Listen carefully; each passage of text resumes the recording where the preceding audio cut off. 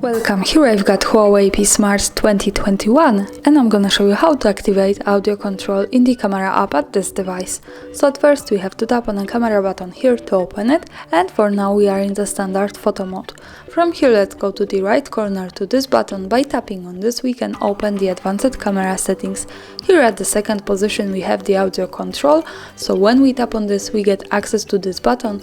So here we can turn it on easily and turn it off like that.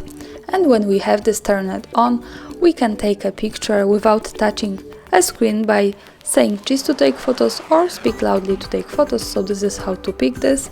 For now let me stay on say cheese to take photos. Let's go back to the camera and now let me try to take a picture without touching the screen by saying one word, which is cheese. And as you can see, the picture was taken, so this is how it works. Thanks for watching, subscribe our channel and leave the thumbs up.